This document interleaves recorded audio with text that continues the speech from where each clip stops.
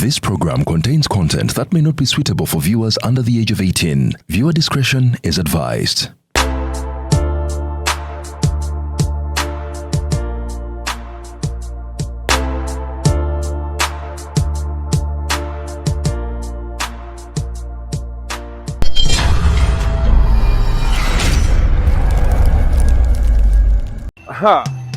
Why? Tokowa pichi?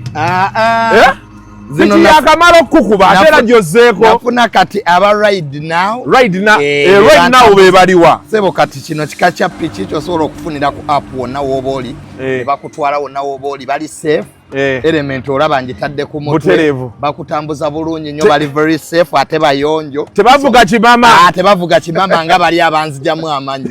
So banange ride now eri safe era kati kwentambulira. Twasobola okutuuka mu budde. Leero tuse mu budde kyewuunyisa. Emmotoka wagiparkinze. Emmotoka nagiparkinze. Balaba wano. Balamba ride now, let's ride now. So kati ke wafunye aba ride now. Yes. Kati amanyo ogenda sigaza. Amanyo element ogiraba.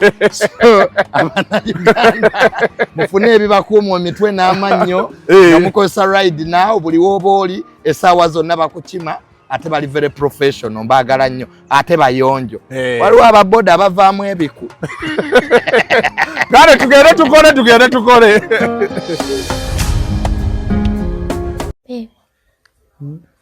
Baby.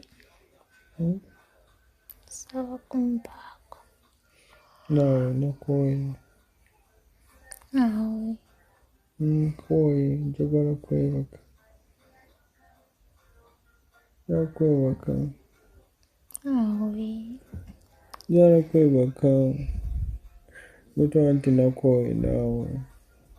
Awe. Tomorrow. Njagala kati. Tomorrow. Inkuwe sente okite? Saagala sente. Kati oyagala ki? Njagala ompeeko. Nawe, sina maanyi. Awe kale jangu. Ensonga z'ettaka ensangi zino zafuuka nzibu okwewala katembo yo yenna. Duka mu Honest Estate Developers ofune ettaka eritaliiko ndooliito. Baguddewo estate zaabwe empya omuli Gayaza Kiwenda Phase 5, Mabombwe Phase 6 ne 7 ne Gobero Nampunge. Songa ne mu estate zaabwe enkadde poloti esigaddeyo ntono ddala. Hoima Road ng'Nansana Bujuuko, Namusera Bugembe, Namusera Phase 3, Kachiri Mwera, Kachiri Magogo, Gobero Muguruka Phase 1 and 2, Wakiso Kasengejje ne Kachiri Simba Mannyo.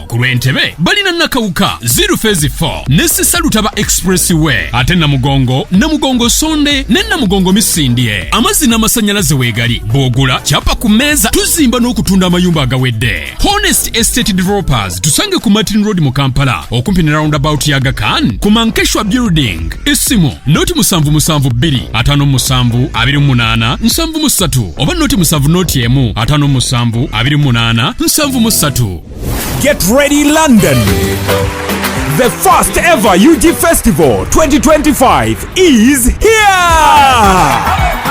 Happening at Modern Park, Lower Modern Lane, Saturday 5th July 2025, starting at midday, featuring unforgettable lineup of Uganda's biggest stars. His Excellency Bobby Wine, Nubian Lee, Lord Fred Sebata, Harriet Sanyu, Acidic Vocals, Betty Mporogoma, Joey Landa, and the Binyanya duo, Bazira Tony, Nesuna Ben. Expect thrilling live music, electrifying cultural dancers, delicious food, fanfare, face painting, a fashion show, and so much more. It's fun for the whole family. But remember, adults must accompany children under 17. A table of 10 goes for £500, £250 for a table of 5, and £10 for children over 5 years. The UG Festival 2025 is powered by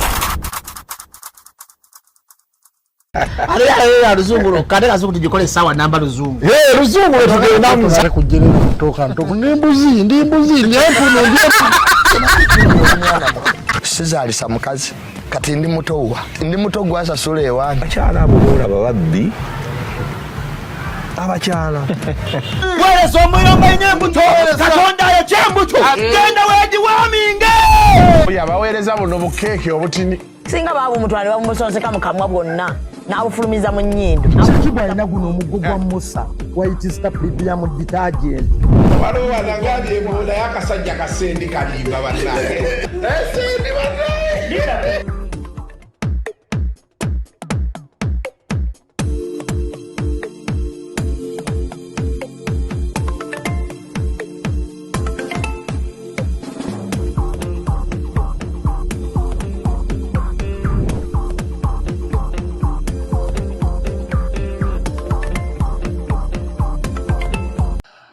So welcome to yet another edition of Kasuku Live. It's a Monday morning. Lero tuzukuse olufulungi. Olufuluze lungi. But here we are. We are in a nation. Bajita batya? Birungi si birungi. The economy is not doing well. Unemployment is high. Abantu essaawa yonna tuwulira amasasi ekubwa kuwambibwa kw'abantu kwega tuli makati awo buli lunaku waliwo ekipya ekijja naye beera steady gwali eyalaba Kasuku Live ng'oli Kampala Uganda yonna actually beera steady as we gear up for 2026 elections and beyond. Better steady. Things are happening in our faces and behind our faces. So better steady. Keep your eyes on the screen. Toga jako. Otherwise, good morning. I hope you're doing well. Tutandikira olunaku olwaleero. Waliwo omukyala gwe nalabye ng'ayogerako bano abaana simanya nfiiriddwa muzeeyi wange abalala maama wange tasobola fiizi bandeese embeere wa anti wange nalabye abantu nga bayomba era simanya kuba yabadde agamba nti bw'oba oli less privileged bw'ogenda ewantu we bakuyambira become useful oli ne batandika egy'emitima emibi mukwano omanya abannayuganda lumu nayogerako kuba mulekwa ne bandippira ne beerabira nti nange ndi mulekwa. The real challenge is happening in society today. Waliwo ebintu ebimu ng'ojja kukkiriza abamu muteesa babagambe nti wa mutima mulungi. Omukazi kye yadde ayogera ge mazima. You may want to take it or leave it. Ffe twakola ewaffe naffe nga mama nga alina bayamba naye nga nze bebi ya Isaac nayingira P1 nga bakyansitula ku mugongo naye nga abansitula bakimye fees waka third term ebeera yakatandika bakomyewo ne ripooti zaabwe maama wange alina obbawa fees ne bakusitula ku mugongo ne booza ebintu kuba waliwo ebintu abantu bye bagamba ewaka emirimu egibeerawo okufumba abamu kusaawa lujja kati ebyokulima tebikyaliyo nnyo byokulima abantu bali ate bakyalima edda ffe twalabanga abantu nga bajja ewaffe ewaka betwava ku brown flat ne tudda wali mmulimira twalina olusuku mu maaso gaffe mulimu ebitooke nkenene greens mapaapaali ovakkedo nga weebiryawo ebukoto kati baabijjawo baazimbawo kalina naye nga tulina baga nti ensalosalo amazzi mwe gabeera galina oyita galeme kubeera mu bitooke nti gakwatiddemu nga waliwo kazini wange alimawo awo n'atemawo atewoza kitwala lunaku kirunaku lumu era akeera ku makya n'atemawo baati abajja ne balima abajja okusalaasala ebitooke be bati within a week ng'ebintu byonna byonna byawedde abooza ebintu ne babyoza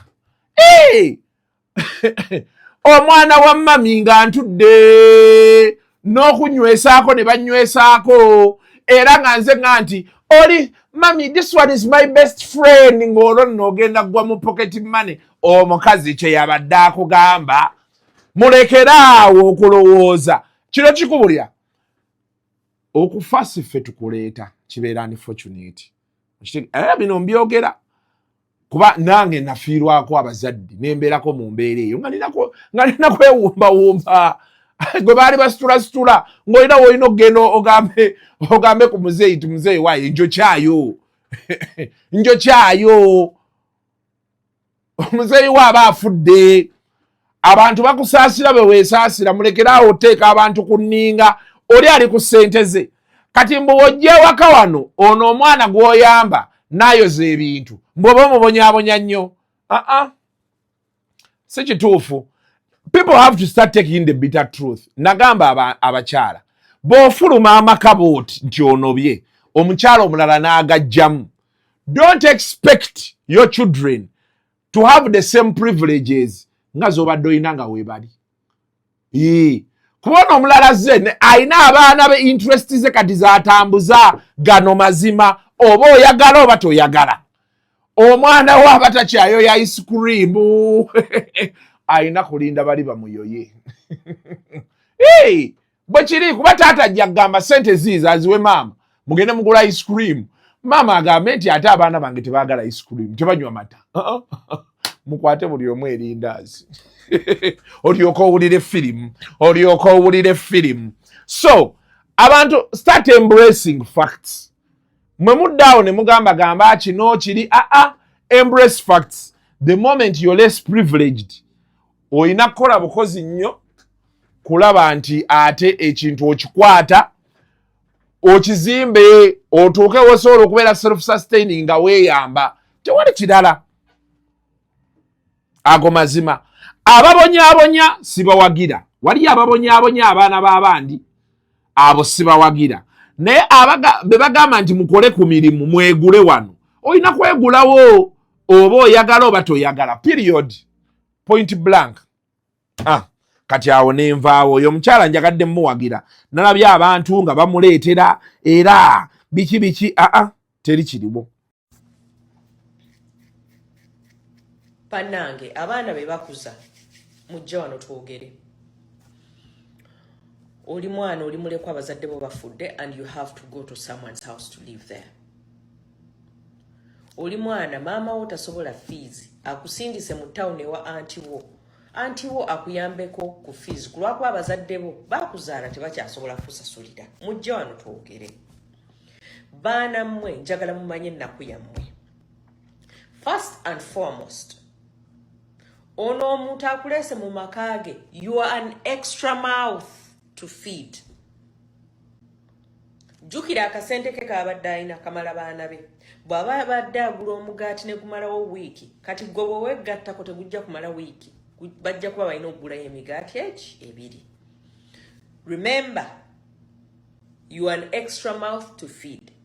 So bw'ogenda mu nnyumba ya anti wo, because you cannot contribute financially, how are you going to contribute?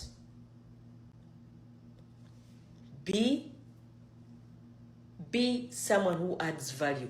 Mumakaga auntie, uncle, neighbor, teacher, akupikinze n'ayagala kukwatewa ku mukono. Totuukayo ate n'omufuukira ekizibu.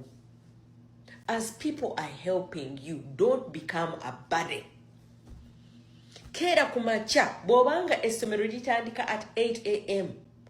Abaana booli bwe babeera beebase gwe zuukuka ku 11 yere ennyumba gisiimuule. Bw'ova ku ssomero ng'omaze okukola homework, yoza engoye za abantu abo abakulabirira abakuyambako. Yoza golola.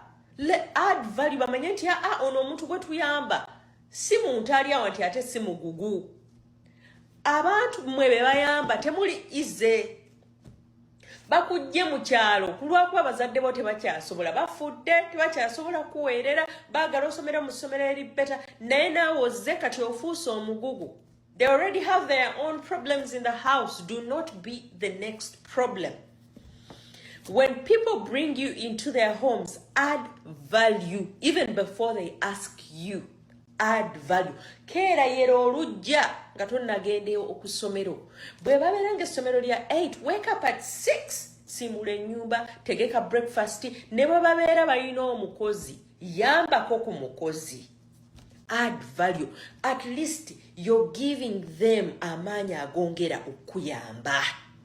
Naye ojja ne musalako, ne mutula ne mufuuka omugugu nga bwe mukubira abazadde bammwe mu kyalo bagamba nti bano ababalabirira ababonyaabonya. What's wrong with you? Awo ne tuvaawo. Musajja wange kansookere wa Archbishop Paul Semogerere ayina we yabadde nakawaawo nga balina ebijaguzo n'atunnyonnyola ku ttaka nga tetunnabagenda yeeyo.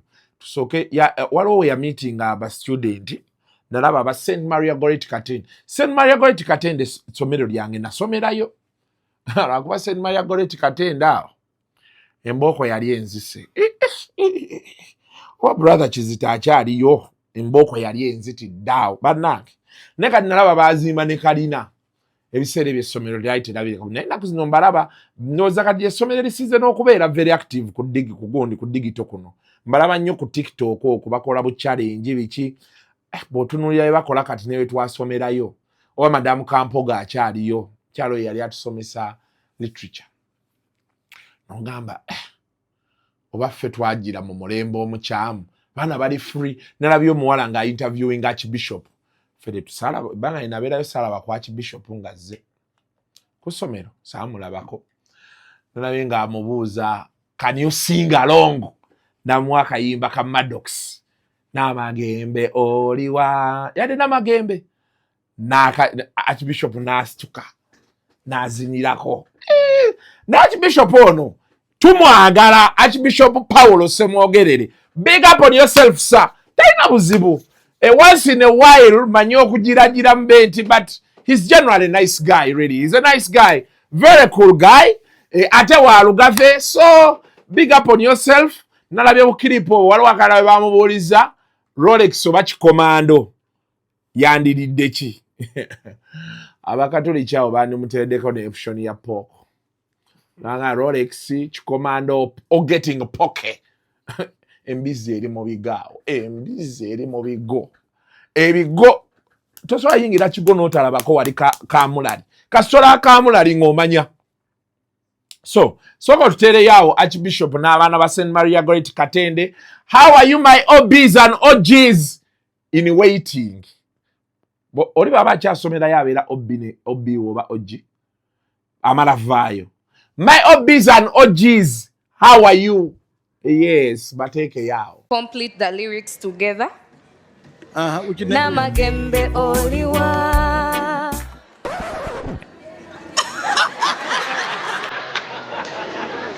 I would wish that this girl becomes a nun.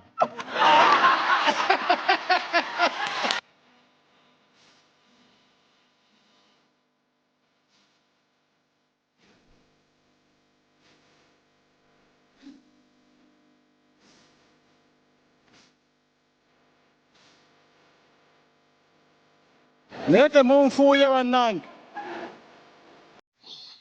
So kati ndowooza omulabye awo so kati eno bwe yabadde mu kusaba yategeezezza nti ebyekyapa yali tabimanyiiko ate nga kituufu kuba ye yakajja yali takimanyiiko naye naga nti ekyapa baakibaddiza naye naga tebatunda kuba ndowooza yafunye information nga waliwo abaagala otunda omukadde bamuziise omukadde bamaze ne bamuziika nebino ebintu ebyo byagamba nti wishes z'omufu owaayi kaneme yingirira bintu oyinza okusaaga awo mukadde najja ekiro ate wano tolati afa akekema bwajjanga omuzimu amaanyi gaba nago mbwasobola okwokya oluyiyo olwa ne lukubabuukirira kati byesitategeera nnyo kambireke ebyo bintu sibitegeera ebya spiritual world bikise bimanyi nnyo soko tere ya Archbishop nga nnyonnyola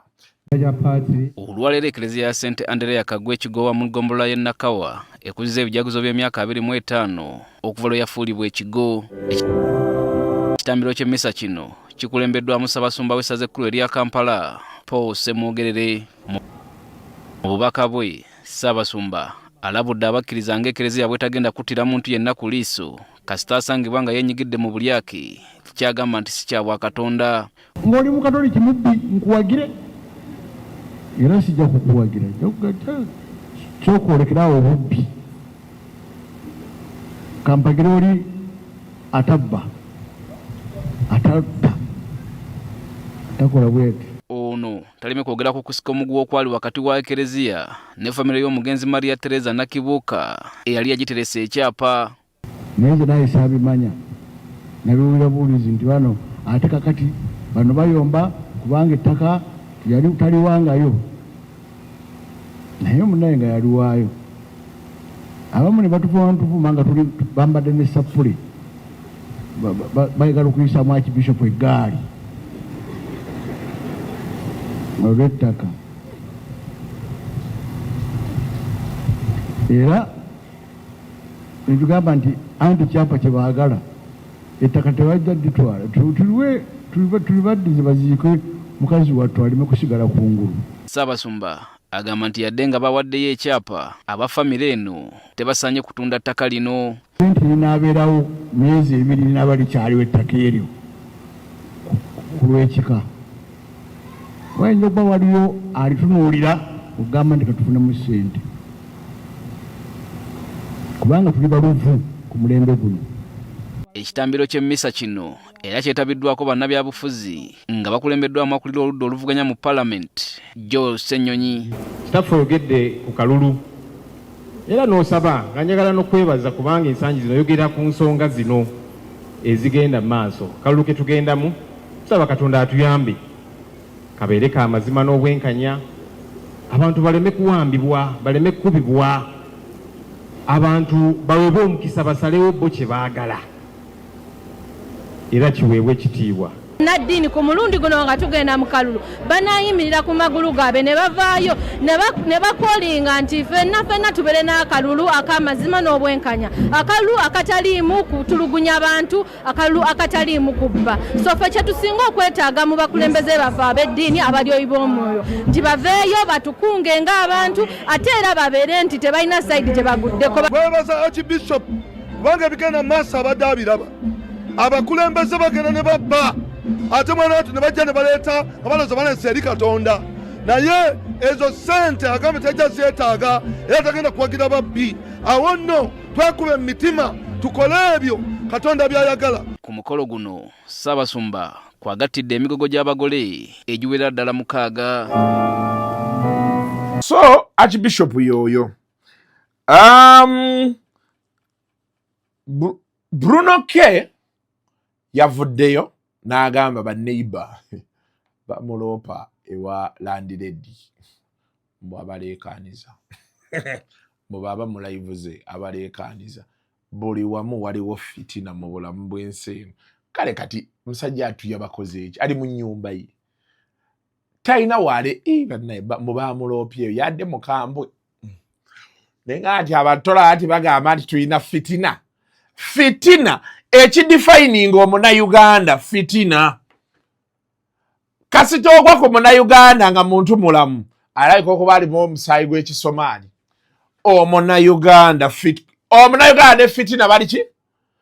Era tobeeranga onola omunayuganda ng'akusanyukiddeko nolowooza nti akwagala nnyo lwe bakukyawa lw'omanya omunayuganda ne fitina. Kati omwana bafitina wankyawo ne naye asengukewo bekiyitirira nonya apartment endala veewaawo ekyanja agende ewalala bekiba kiganye nina Haji Jafari Musa asobola Bruno Kennoonya tugende wa Haji Jafari Musa ku lusozi awo atuuka nga banneiba bakulaba bulabi ne bebuuza ani abeera awo n'erinnya lyo baliyerabira ng'okuba ebidongo nga olinga ali mu gavuna nga tebabiwulira aneekwateko muteekeyo wano ku B&B nga wendi nga tewali yali akubye essimu mbundeekana nkubisa akazindaalo ka flip katono nnyo bwe kati even when you enclose yourself in your house nobody complains about you. Mwe miyayu mmwe banneiba bange kibanyi bagenda recording babagambe mmwe miyayu mmwe saagala kuneebuuzisa temumanyira omunda wa buli omu ayite eri nange empita eri.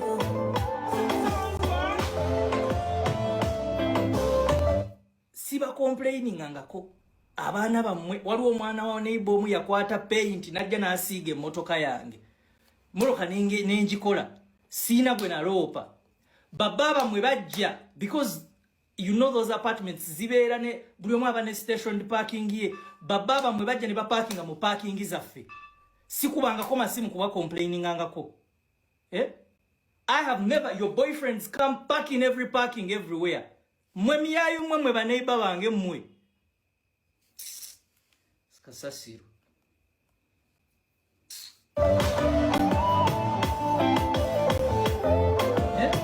sabo bako complaining amu mbalekanira ntya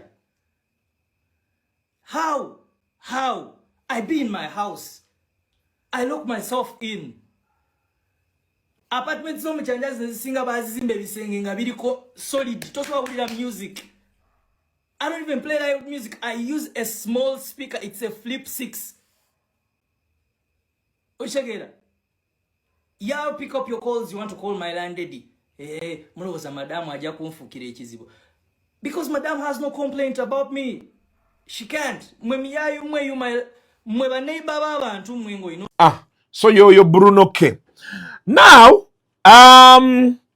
Fifi yavuddeyo na submittinga ku issue ya alien scheme. Alien scheme yasoka n'avaayo ewa selector n'ategeeza nti bamulwanisa. Kuviira ddala kujjayo maama we eri kavidi yako kaina kadakiika nga 3 njagala osoko kateeke yaawo nga annyonnyola yeewozaako oba si kwewozaako awa side ye ya story. Uliza wonyo wano. Mpuliriza. Bw'okimanyi mamange sinze namujja mu kyalo.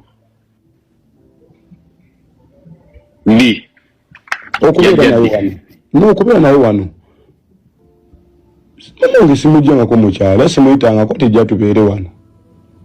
Era mamange singa abadde akyali mu kyalo eri. Osanga singa alina fiiti nga ne waali twazimbawo dda kuba n'amataka g'eri ebbeeyi kati tugisobola. Kati bw'okimanyi mamange okujja mu si tebabbayo mu bbe.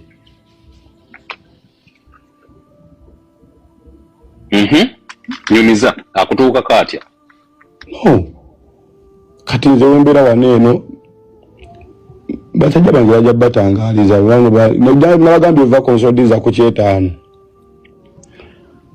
Kati bwe banaaba bamanyi osiwa wano atwala buno Makindye bajja mulumu. Nze mama wange namujja mu kikomera ekya candidate omu mu Nuupu era nga bagenda omuvuga speed bwe batyo bamuteeke ku mawulire nga alina edda nno nga bwatawa mama buki buyambi nfuna omudeemu oyo tukira nze ndabayo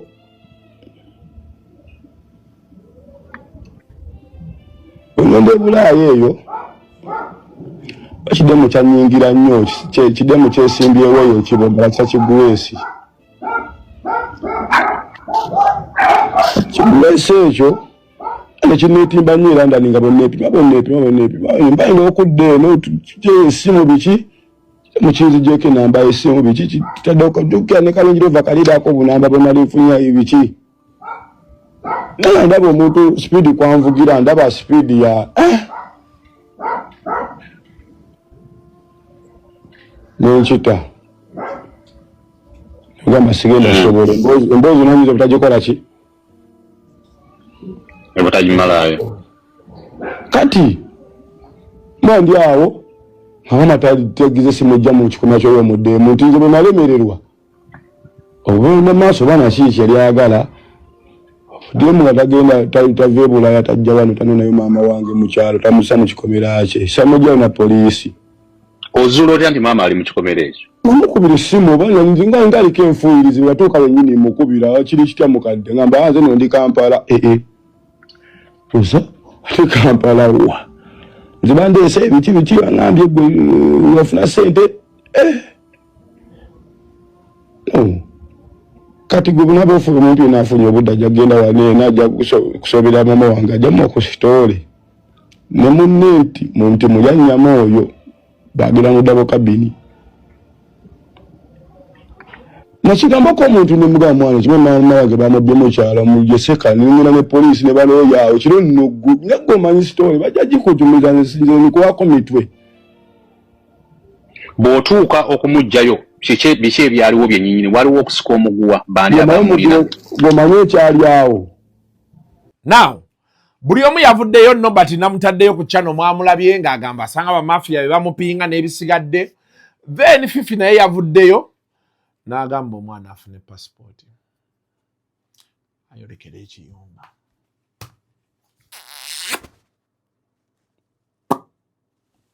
agende mu kiyumba essaawa yonna ayolekere. Kitegeeza eno gye bali ewaabwe essaawa eno it is the safest place gy'osobola okubalika kati gwe funa capital bw'abanga capital gwe bakwate tasobola kukozesa Uganda kuyimirirawo sooka ogende mu kiyumba kubanga eriyo n'abasomye okusinga nga bakolayo ngoli yagamba kangende nfune capital nzire waka mbeko kyenkola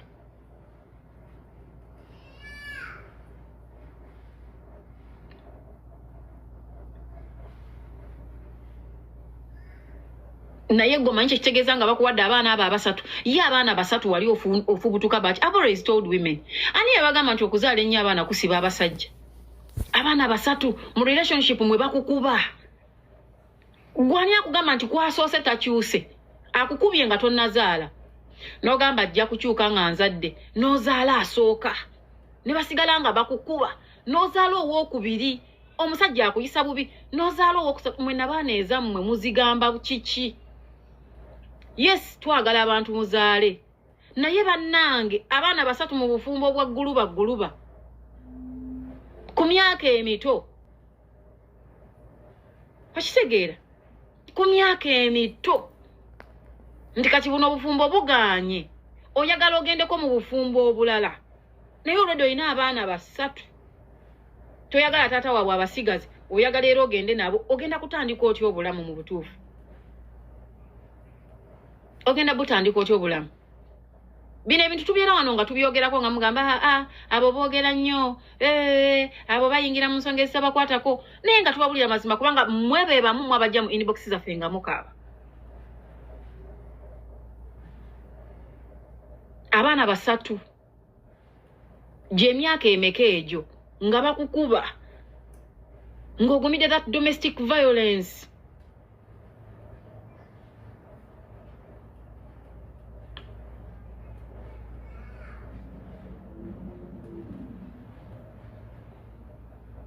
Nze nno mbabuulire bakyala bannange ebyanfumba lw'abaana byaggwako. Nze nga bwe nabagambye pointi yange ng'etandika omukyala ono bw'abanga pointi ye yakumuwa abaana kubanga nze kampeyini gye sisobola kukolerako ye kampeyini ekuzzaayo gye bakkuba eyo sisobola kugikuyimirirako. Bwe banga kampeyini y'abaana tugiyimirireko eyo ngisobola bulungi naye ate kampeyini gye sijja kuyimirirako nga tumaze okuggyayo abaana yakuddayo okugobagana na musajja kuwa fiizi na mmere na kusasula rent gy'ogenda kusula because toyina capacity.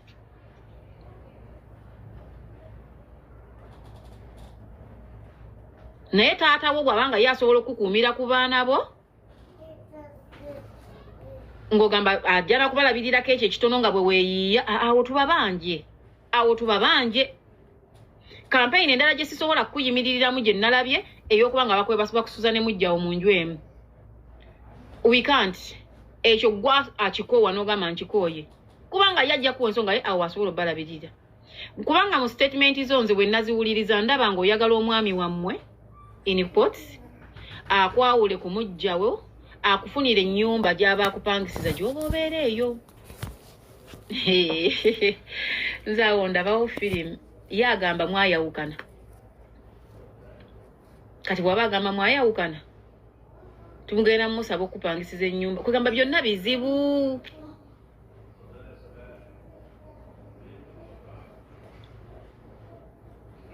So mumulabi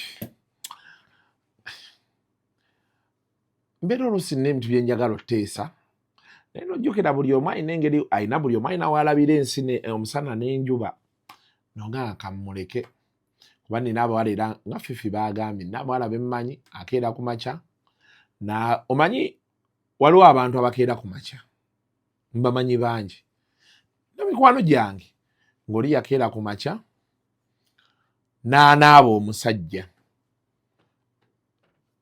manyi waliwo ebintu ebimu abantu naddala no mu Uganda abantu balowooza obulamu tebusobola kgenda mu maaso. But at some point in your life bw'alaba Kasuku life oyinza okuba nga olina mukwano gwo mubadde mwenna okumala ebbanga ng'olowooza tosobola bbeerawo waatali mute. Try. People fear to start again. Nze ekintu kye nasooka oteeka mu bwongo nina otandika. Yensonga lwaki olaba nti sipaaka ddembe byagenda otuta nga twatandika dde ekirala. Oyina okutandika wonna gy'oli Munnayuganda. Start. oba oyina emyaka 3 oba oyina emyaka 4 oba 5 start as long as okyazuuka nova mu buliri ng'ossa tandika obulamu bukaluba nnyo ng'olina okwegayirira okweguya abantu okukuwa ne bw'obeera gwe ng'olina baana bo nga bakola emirimu gy'amaanyi bafuna miliyoni 5-10 per month tewali kintu kisinga bubi mu bulamu bwansi eno nga kusabiriza vamina ebyoluseke bye tubaamu okusabiriza kati gwoba oyagala omumanya ebintu bino byeggamba buuza abatunda emmeeza z'ebivvulu ogenda n'atandika kumanyidde n'akumanyiira olwo naakuwa ssente mmeka miliyoni 2 ezitali na zizo za muyimbi gw'otundirako olyeko emitwalo aga naye ng'obala nti bentunda emmeeza 5 nga buli emu ngenda giryako emitwalo 5 ze miliyoni meka naye omuntu ayinza okujolonga n'akumanyiira abo abawala batuuka mu z'ofiisi ne babakoonako bubina ne babasabiriza naye nga ne gwaweerayo kino kyawooli ekivulu si kike ayagala omusajja ono alina potential mugulako emmeeza 8 oba kale 4 naye ng'ayagala mulya kati nkubuulira gwali eyo never be afraid to start on whatever level tandika ensi buli wogiteekako amalala gasse sikola mulimu ogwo eyo si level yange nze sikola benti tolifuna balinga basajja abawoza omuwala oyo atambuza mmere si level yange tolifuna animo omuwala bw'omutunuulira ng'omusiimye oba atambuza mmere oba ali ku fuel pump saba animo teriiko mmere tyatambuza mmere baba yalimu ebisaanizo byoyagala mu upgrading kasita onoddamu ebyo ate menyama agenda mumutwala muwomerwe olyoka ogwe ku namagwatala akugamba nze don't tell me that don't do this me I'm a working woman me my mother is a rich woman olyoka obonebone n'ensi ng'olinamu n'enkaluzo so mbadde nkunnyonnyola nti nina abakyala abawala bemmanyi akeera ku makya n'akola assessment n'atakinga the hard decision people have left their children behind nagamba kangende njiyo obulamu mu myaka 5 bennaaba nteredde nkomewo nkima abaana bange manye nti ne bemba mbajja ku musajja nsobola obbeerabiririra naye gwe n'obeerawo sigamba nti kyokola kikyamu naye kati okaayana wano oyagala obeere n'abaana tolina kyogenda baliisa tandika olwo otandise okupanga ekinayamba abaana bo obulamu bwakutandika ekyokulala mulekeraawo okwesiba ku bantu abantu essaawa yonna bakukola ekintu olina okubeerawo ng'omanyi nti essaawa yonna oli wekka bw'omu obulamu muleme busiba ku bantu oli bwogu essaawa yonna osigala obwomu ne bwoba mufumbo oveeka bulungi accident omusaya emmotoka nemukuba n'afa n'osigala bwogu be prepared at all times start the only time you cannot start ng'ofudde naye bw'oba okyali mulamu bw'otunya asajja bonna wano bakkano sanders baani batandise bizinesi ku myaka 7 ne bazirabako emyaka 2 kati ze tulya zi KFC but they started bye byenjagala okubagamba saagala kwogera bingi kankomaawo mujja kunfuna bubi naku zino munnaye kimu bibiri abantu ne bagamba kasuku oyogera bubi okola booti nobalekaawo now the big story of the day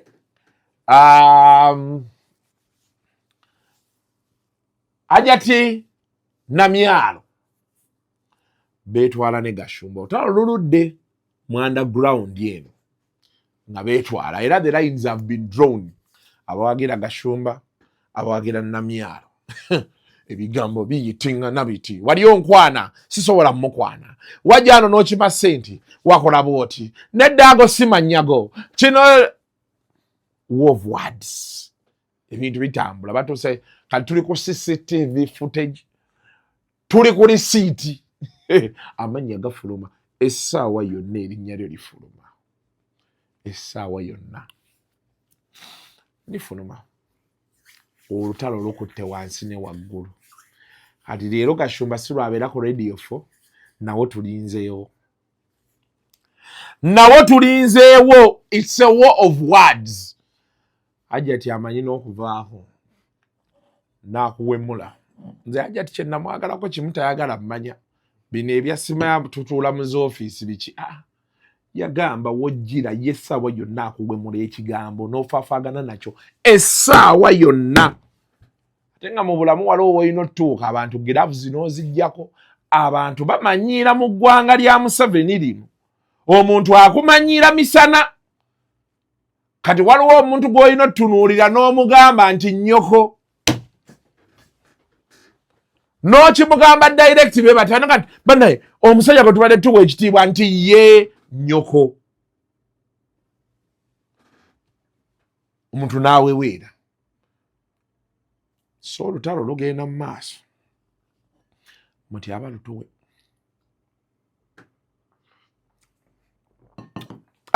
so yeye mbeera olunaku olwaleero nga beetambula story eyo sigi expandinze nnyo ekyatambula bigambo bikyayitingana so nina wenjagala etuuke ndyoke kati wano ekyatokota eri ku boyiro ndyoke nzije njiyiwemu obutungulu njiyiwemu ennyaanya njiyiwemu chozi mix njiyiwemu fresh spices za musajja wange Dennis coriander simayani ngenda ate okugibawa yonna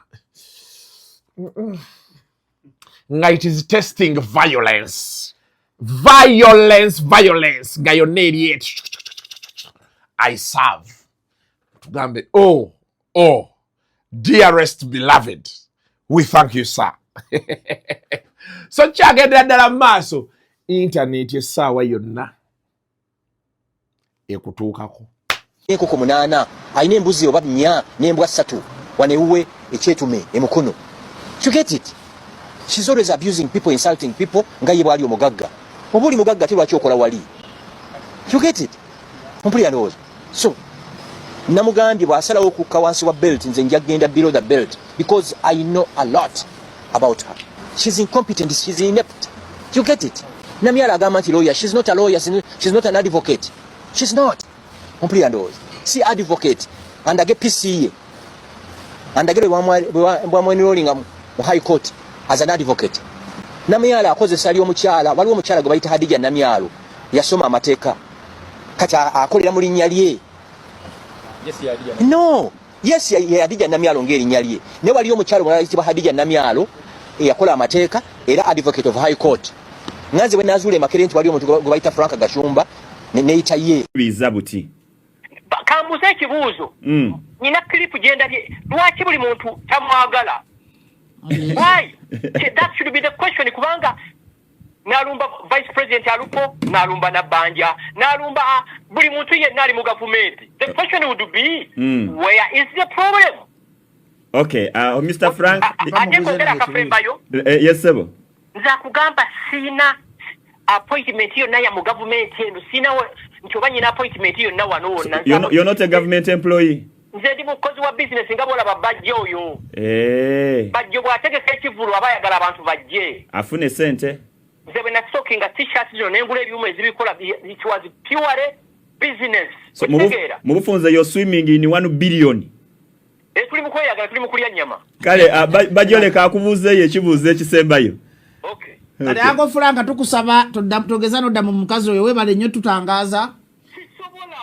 Era ne bannayuganda bategeeze ng'oli live ku Busoga ku radio ya Kyabazinga ne Busoga loyo. Sobola nze bukwatagana bwange bwali bwava ku kimu stoko gye nali ntaddewo. Ne pandikira omukulembeze nampita n'ekimunyo n'agamba Yoshua nti yes. Nakola intelligence zenga bwe mumanyi na confirminga n'angamba fine. Ngenda kutandika okutambula ku myoga ku PDM ku t-shirts era tuwe wasigadde wondooza nga mutwalo gumu mu 12. Ntegeze business. Gwe kati twaki olooza kivudde ku kyo mukazi ebintu bino bire takati ngata munyivu nnyo ate nga gotomuddamu. Bamuva. Nange sikitegeera. Ngo mwegendereze emabega kawonna buli muntu amulumba. Nze Gashumba gwalumba sikolera government. Bwe bajo office yange ogimanyi. Nagenda 2011. We twakulira. Twakulira. Bajo yasoka nakola ekivulu enansana. Nenkuyita. Nondagulako obugagga kyovola ngambye oli menta wange. Era ngambye menta wange abeera ate mu bisooto. No, sibirimu. Bannayuganda lozamwe namugudde muri live ku TV ne Busoga mukuru Gashumba ebintu bikadde Namyalo yamanyi byaliko.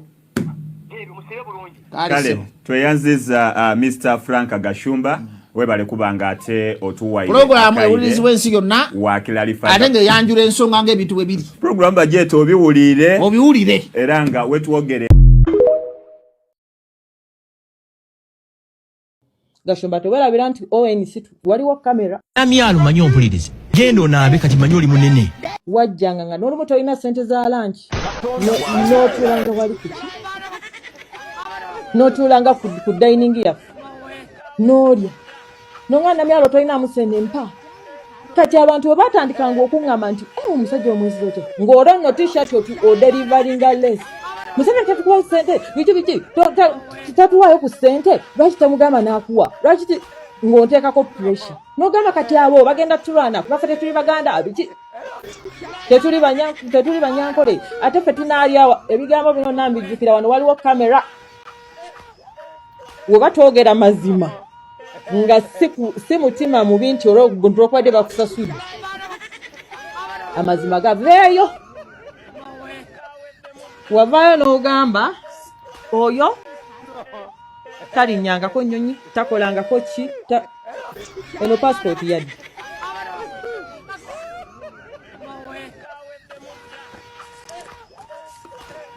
bino tetubijjayo nti lwokubadde nti twagala nnyo byeraga this is my second passport zino visa zaawa zonna ezirimu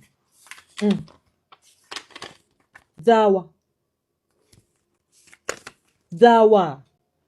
bonna buli muntu nga ngamba lwaki weesiga omusajja ono nze Namyalo ekinkubisa ebiseera bisinga kisa mbanga yonna jjano muzeeyi teyamsaasangawo abakozi tebaaliwo nasanga ekifo kino kikalu nenkikyusa okuva nga bwe kyali nenkifuula kiki kiri n'agamba we tategeera talina kyasobola kukola amobilizinze ki Gashumba okakasa tugende eruwero natwalayo embuzi 9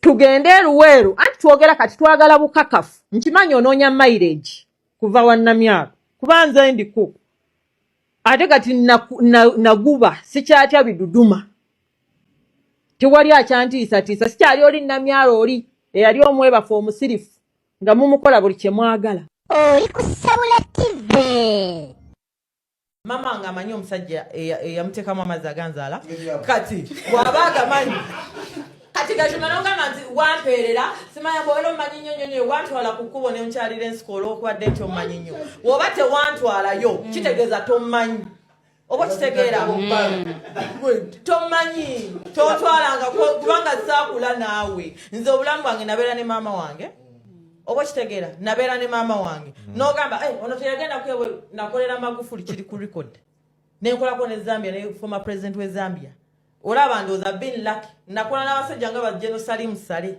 the late Arondas yes oba kitegeera tosobola kuvaayo n'ogamba bw'oba tomanyi tekitegeeza nti kyotamanyi ensi we yakoma okumanya abaana bamanyi oba kitegeera kiribanga kugamba omukazi olowooza nti gwasinga bambi ensumika abaana balina ebintu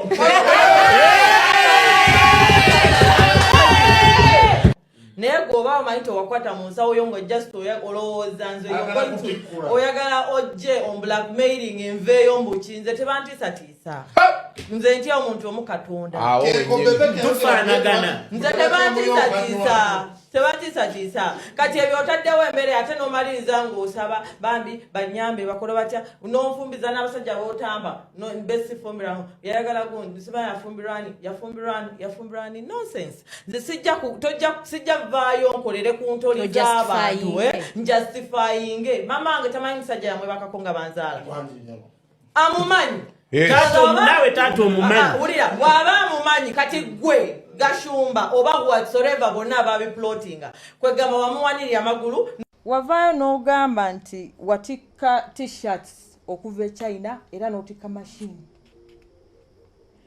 nengende Karugire n'akuba mu Revenue Authority kubanga ebiseera ebyo wali olwanira concept y'omalako jjajja tova ku main. Jjukira bulungi nakubira essimu Gashumba n'oŋŋamba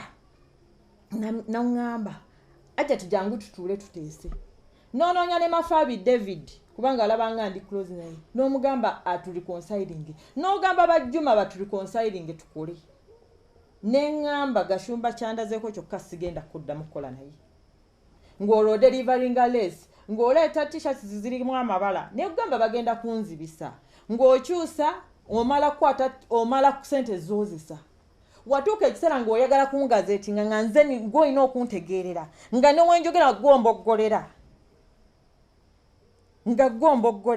gw'onsalirawo ng'oyagala onsalirawo buli kimu ng'eri mu public olaga nti nze sitegeera paka lwe baŋŋamba naye ggwe oli kuki oyo gaye agenda kusuula era we navaawo ne mugamba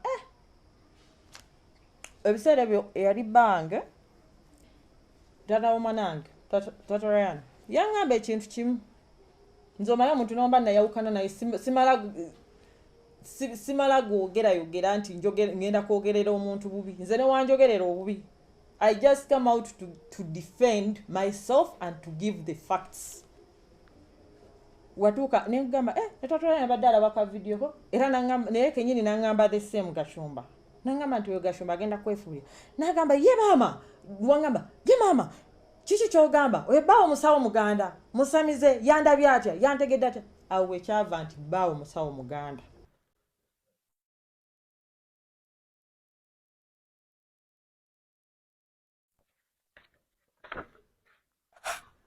eno ya leero yameka yaddi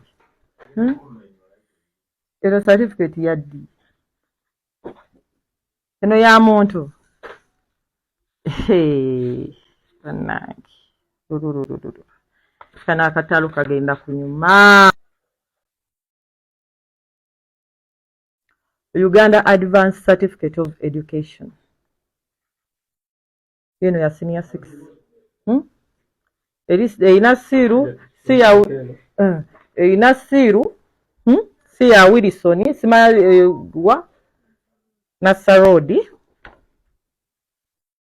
zino zonna mpapola tutandise bintu kati twatandise tetugenda kwogera bwogezi kubanga tumanyi olutalo lwa budget ya Museveni olutalo lwa vote protection olutalo lwali lwakunnwana kuva mu office Museveni n'abasooza n'atanguba zino za buyigirizi ziri certified eno transcript ya myaka emeka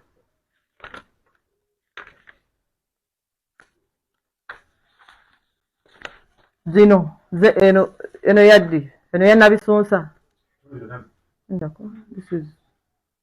this is Nabisunsa girls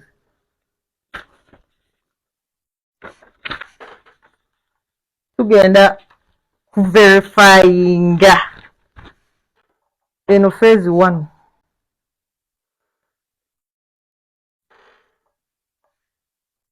tuze mu office lero tuze kati bintu bya mazima si kuvaayo buvi kwogera bwogezi ku proving a point. So byebyo ngenda KFM wano sawa size zo mtyaba tugenda kwogera luzungu.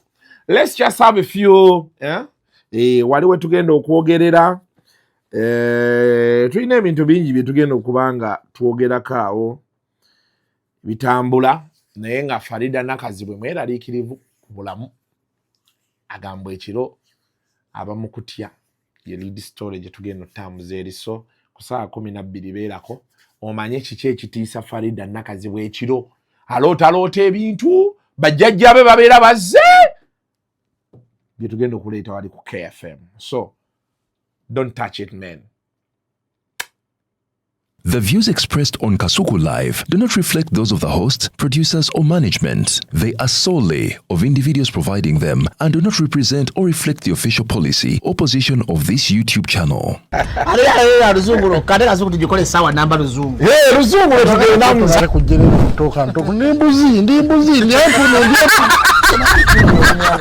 Sizalisa mukazi kati ndi muto gwasasula ewange. Abakyala abo boolaba babbi. Abakyala weereza omuliro nga alina embuto katonda ayokya embuto genda weegiwaaminge yabaweereza buno bukeeke obutini singa baaba omutwale bamusonseka mu kamwa bwonna n'abufulumiza mu nnyindo kibwa alina guno omuggo gwa musa wayitista premium detergent waliwo wanagambye ebola y'akasajja kasendi kalimba bannange esendi bannange